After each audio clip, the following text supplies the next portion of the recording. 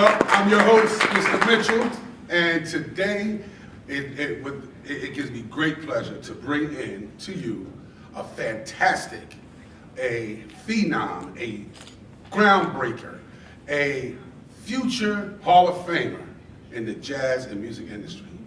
None other than my homeboy, Philadelphia's own, Mr. Jeff Bradshaw, ladies and gentlemen.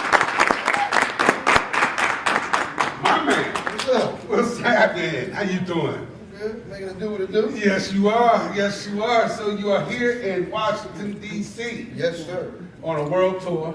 Yeah. Bon Appetit is taking this tour. Bon Appetit, and the new album, Jeff Bradshaw and Friends Live, one special night at the Kimmel Center. You know, Yes. First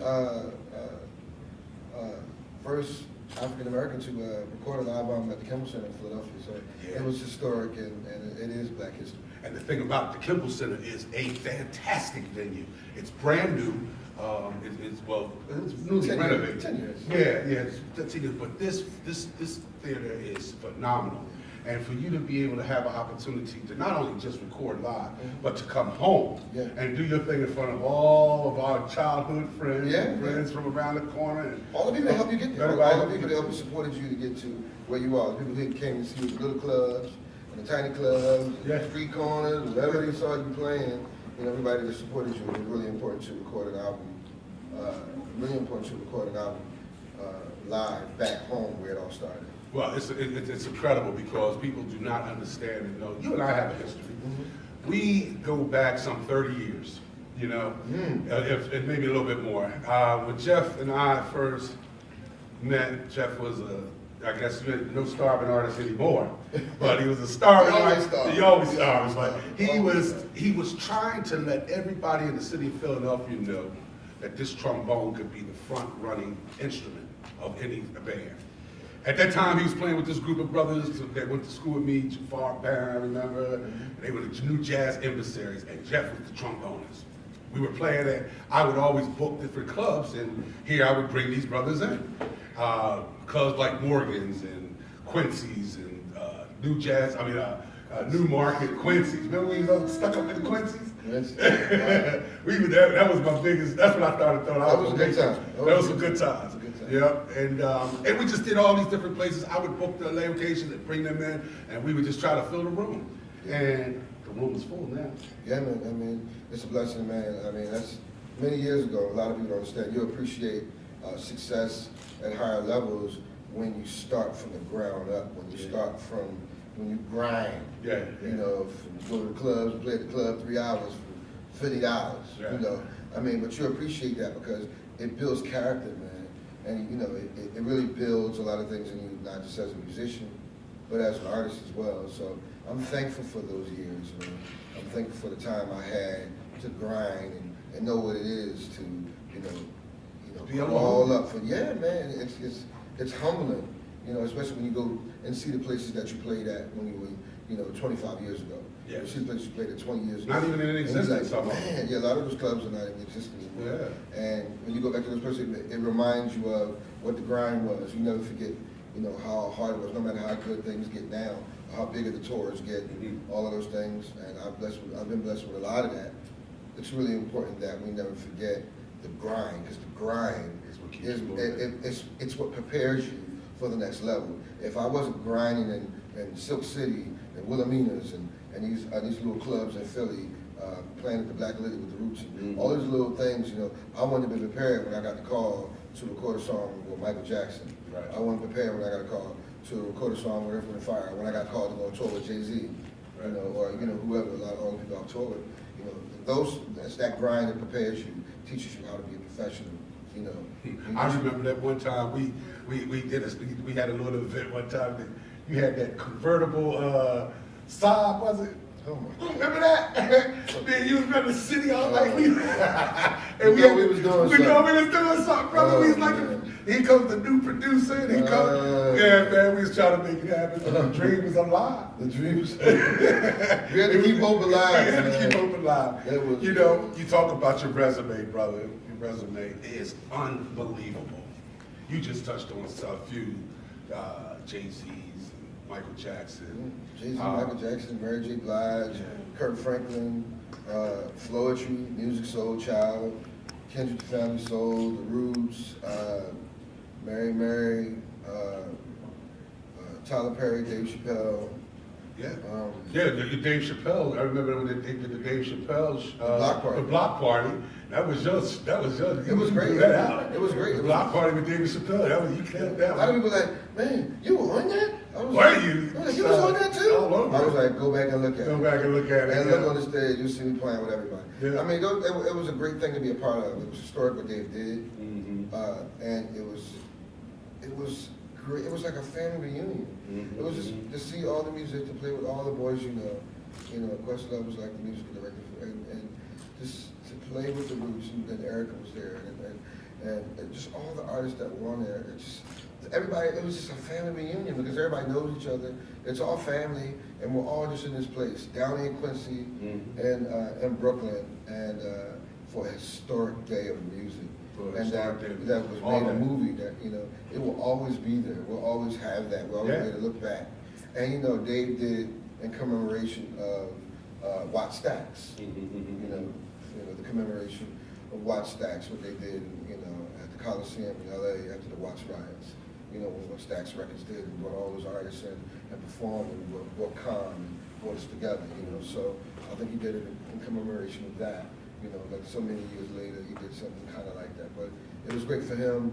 It was great for all of us to be a part of it. It was great to be there with all those amazing artists and standing together, And I've been blessed to be a part of so many things like that. Yeah, it's incredible, man. Time flies, but I mean, over the years, you are a household name now. And you really are. I mean, people, our young people have to be educated because quite naturally different genre of music, things of that nature. But for our seasoned veterans, man, you're everywhere. You're on everybody's album. You're in high demand. I mean, all the way up until this last Monday. For those of you who watched the Philadelphia Eagles take control of the Redskins, if you saw the halftime show with Black Thought from the Roots, and it was sponsored by Genesis. It was Black Thought, it was Jeff Bradshaw, and they did the halftime show. Yeah. My question was, when did you shoot that? Because the game was Monday. I know I talked to you Sunday. We shot it Sunday. We shot it the night before in Philly on the South Street Bridge. And they cut that up right away. And then they chopped that thing up. Yes, they did. We're talking about at that level. Yeah. An overnight production ready for Monday Night Football. That's what I'm talking about. National game. That's a national game. Yes. Everybody's home watching. We shot all the way up to like 1, 2 in the morning. And how many takes? Oh, it was a bunch. Yeah. Bunch of takes. We started about 7 o'clock. We got up on that bridge about 9:30. We cut, man. We cut about 5 hours. It's 5 hours. Yeah, let's do it this way. Let's do it that way. Oh, there's a bus coming. Roll play back. Here comes the bus. That's how they got the bus in the shot. The bus, because they blocked the street off, but they were allowing the buses through. So when the bus came through, he was like, hey, we got a bus coming. He was like, all right, let's go, roll playback, and action. And we go back into it, and the bus came by. It worked out really cool, and it was great to be, to get that phone call, which I've gotten for many years from the Roots, for over 25 years, and to be there with Black Thought, who just released his new album and his first single, which the song that we did, In These Streets, for him to be the virtuoso and lyricist of hip-hop that he is. And to be recognized by, Harvard and all these other things. I mean, he was a true lyricist. And, And to be a part of that, again, Monday Night Football, for my kids. To be able to go Monday Night Football, like, my dad, man. Kids from our kids are getting up there. My children in college. Yeah, mine doing it. My daughter Kayla is in Clark, Atlanta. She's a mass media. What do you think about our studio? It's beautiful. People can't really see the behind the scenes or see the students that I have here. I got some fantastic students. This is beautiful. And give yourselves a round of applause. Because you guys put together production on a continuous basis, and the stew is always. Do you guys know how blessed you are to have this? I know sometimes when this is all you know, and this is all when you have this, but I don't think. I hope you guys really appreciate and really understand how blessed you are to have something like this. Yeah, they're the future, man. They got their future this is filmmakers, amazing, and they man. take it for granted. That's the funny part. This is amazing. Yeah, they can walk in, they know their jobs, they know what to do. That's the beauty. But they, they take it for granted. And like you said, it's being raised with this. Some of the other students in the building, they got to get into this classroom. My students, we gotta go to Mitch. We got Mr. Mitch and kids, But yeah, I know later on this is gonna turn into a dollar for them, and they're gonna understand the power of the camera. Yeah. Well, look, before we cut out of here, we are gonna take our second episode to the studio. Let's go. Of Mr. Watson, which you will meet the biggest band in the land. The baddest band. Jeff Bradshaw, ladies and gentlemen, and we'll see you on the other side.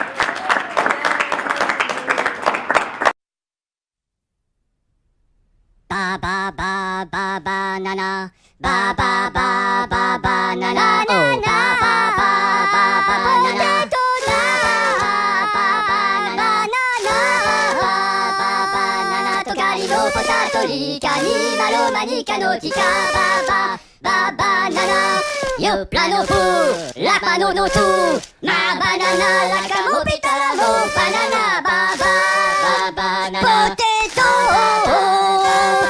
Tocari no potatori cani malo manica no tica, ba na na.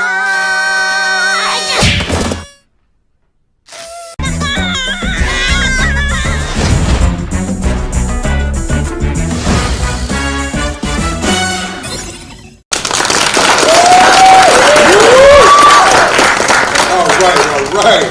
Ladies and gentlemen, as promised, here we are inside the studio of the infamous, the legendary Ballou Marching Knights, the Blue Majestic Knights Marching Band.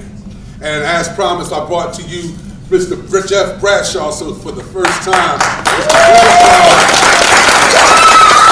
Bradshaw is going to be performing one of his pieces with our fabulous students of the Ballou Senior High School. Mr. Bradshaw, come on. What's up? How y'all doing? Right. How y'all doing? Good. All right. Everybody good? Cool. I know it look like a lot of y'all, like our musicians, everybody back here, musicians, singers, writers. Going tight. No? Going tight. What do you mean mugging me? What's wrong with you? DJs, everybody good? Y'all back here, are y'all involved in music at all? Anybody back here? No? Nobody back here? Well, let's. Cool. Okay. So, a lot of y'all probably don't know who I am. Y'all can Google me at the class. My name is Jeff Bradshaw. I'm from Philly. We call it the Philadelphia. Me too. And I, for the last 25, 26 years, I've toured and recorded with people like Michael Jackson. You might know who that is. Earth, Wind, Fire. I toured with Jay-Z, Mary J. Blige, The Roots, Music Soul Child, Robert Glasper, Tyler Perry, Dave Chappelle, and many others. I just did did halftime Monday Night Football with The Roots and Black Dart a couple days ago. And I'm here because I love music. I'm here because it's really important to me, because when I was in high school, really not giving a crap, about, people that came in and talked to us, it was all blah, blah, blah, and all that. But what I realized that those people did some amazing things in life and in music, and I wanted to be a part of that. I didn't really know really what I wanted to do at that time in high school, but I was trying to figure it out. I knew I was a musician. I knew I wanted to do some special things, but I didn't really know what it was. So hopefully today, we're gonna mess around with one of my songs. It's a song that was inspired by 50 Cent that I recorded live in Philly, which was really cool because the place that I recorded it at is called the Kimmel Center, kind of like your Lincoln Center, or the Kennedy Center. Right? Kind of like the Kennedy Center. It's kind of like uppity, everybody, orchestra, everybody in black tie, So there's a spot in Philly like that called the Kimmel Center. Beautiful place, but I was the first African American to record a live album at the Kimmel Center. It was groundbreaking, it was important, and it was Black History. It was really important. So basically, because of the people that came before me that kicked down doors in order for me to play in places like that, just as a trombone player, I used to play on the street corners in Philly, with a little bucket. I'm sure there's still some of that going on here, right? Some of the bands, brass bands playing downtown. I know a lot of those guys. With Love Beat. But I started like that when I was 13 years old. Came up in church, playing here, playing there, and for the last 26 years I've been touring the entire world. Currently still touring for my own albums. Played on many Grammy Award-winning albums, many platinum albums.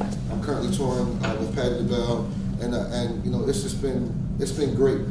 But for me, it's really about, I took it serious. I figured out what I wanted to do, what was important to me, and I kind of zeroed in on that. So at this point, you guys are in high school. This is like 10th grade, 11th, 10th, 9th grade? All grades, 9th through 12? Yes. There's some seniors in here? Some seniors? Okay. Yeah, y'all gotta get that, huh? Right there. Get nobody? Okay. I didn't really have it figured out until I was like, I graduated from high school. I was like, what am I doing out here now? I'm out here in these streets, what am I doing? I was trying to figure it out. So I went and played in the clubs and met some guys, met people like Jill Scott and Questlove, Music Soul Child, and Marcia Natalie of Floetry, who I toured with for 5 years. I was the musical director for Floetry for 5 years, and I was the first time that a solo trombone player had really kind of toured with an R&B group. It was like Nat, Marsh, drums, keys, bass, and me over here on trombone. Like, whoa, that was cool. Not a horn section, it was just me. And so my whole thing, man, as we move on is, I really didn't let people kind of put me in a box about what I wanted to do and how I wanted to do it. I was like, I want to play trombone. I'm from the hood, from Richard Allen Projects. That's where I'm from. And I kind of was about doing things, kind of my own way. Not wrong, but just I didn't really want to follow the path that a lot of other people had followed. I wanted to do something new and creative. Like, don't be afraid to be creative in any way. There's structures and discipline and rules to music, but in life, don't allow people to put you in a box. If there's something creative you want to do, go do it. Don't let nobody tell you can't do it. When I was in high school, 1987, when I graduated, I don't know if y'all was alive in 1987. 1987, I graduated high school. I didn't know, I was trying to figure it out. But I wasn't gonna let anybody tell me that there was creative things I couldn't do and not wanted to do. I didn't know that years later, I would be on tour with Jay, I would be on tour with Jay, on tour with Jay-Z, on tour with Kanye and Floetry and Jill Scott and all these people that, y'all like some of those people, right? Yeah. On tour with the Roots, and you're like in the studio, recording music with Michael Jackson. Y'all know the song Butterflies? Y'all ever heard the song Butterflies by Michael Jackson? I played on that song. It's a lot of stuff, a lot of music that might have been before your age, but it's still a lot of music I played on, a lot of artists. Nicki Minaj, I performed Nicki Minaj. It doesn't matter, I play from here to there. But what I didn't allow people to do was to put me in a box because I played trombone. Oh, you play trombone, But them same people who tease me, I be riding by like, where you coming from? Yeah, just did this world tour with Hov. Yeah, see when I get back. It's really about what you want to do and where you want to take it. But there's discipline and rules to everything. My father always raised me with this one word: integrity. Integrity. Anybody know the definition of integrity? I like that. That's cool. Organic, but I like it. Integrity, my father always made me tell him, integrity is the quality of being honest, moral uprightness.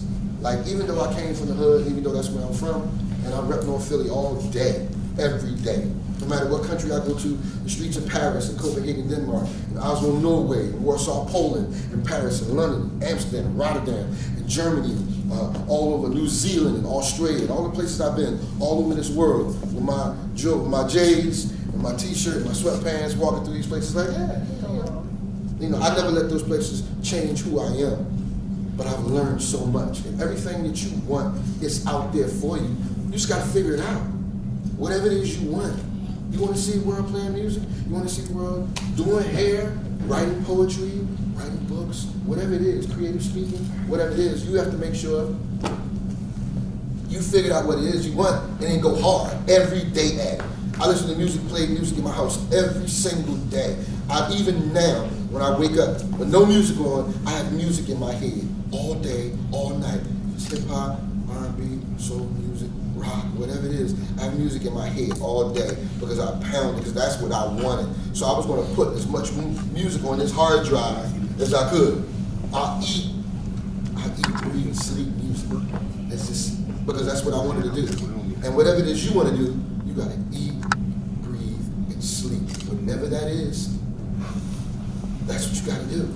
Can't want because your homegirl is doing this. So that looks cool. Let me try to do that. Oh, you got to figure it out. Once you figure it out, because I'm not sure what you guys want to do. I'm not sure where you want to be a year from now, 10 years from now, or 5 years from now. Or if you can even see past the next Cardi B album. I don't know. Because everybody's attention span is so short now because of social media. My whole thing is I wanted to be great in music. Period. I wanted to be great in music. And whatever that was going to take to get that was whatever it's music, whatever it's sports, whatever it is y'all into.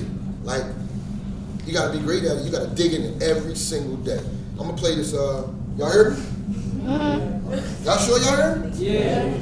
I'm going to play a little bit of this song from my live album. It's me and this guy named Trombone Shorty. See him, might know who that is.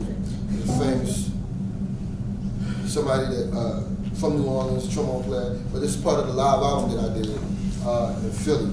6,000 people, 14-piece band, string section from the Philadelphia Orchestra. Yeah, a little kid from the hood, I did that.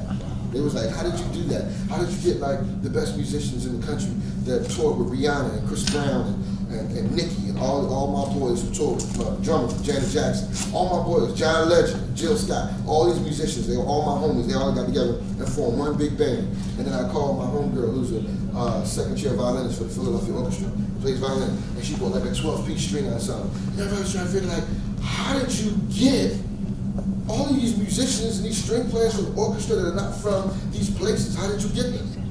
You know what I told them? I just asked.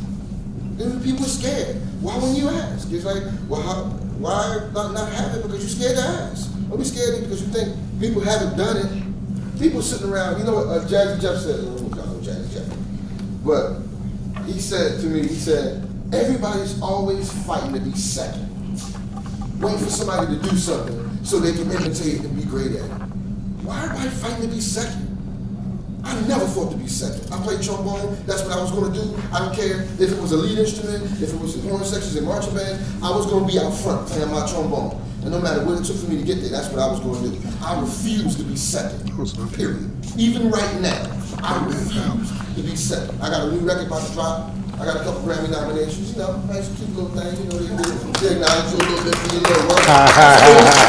Just a little salty. I got a new record that's gonna drop next year. And I'm like, I refuse to be second. I refuse to be walking down the street and be the second guy on the block with the new disc, the second guy in music to do that. I'm gonna be the first everything.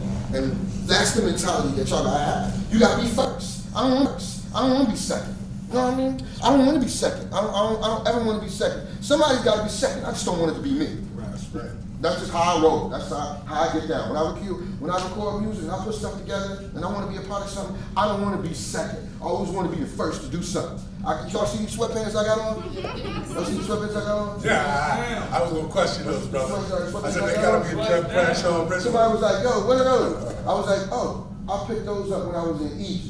Okay. You know, you was where? Oh yeah, when I was over in Egypt, playing that trombone thing, I like that. When I was over in Egypt, I grabbed these stories. I was like, oh, hey, hi, where'd you get them from? Oh, I picked them up in Cairo.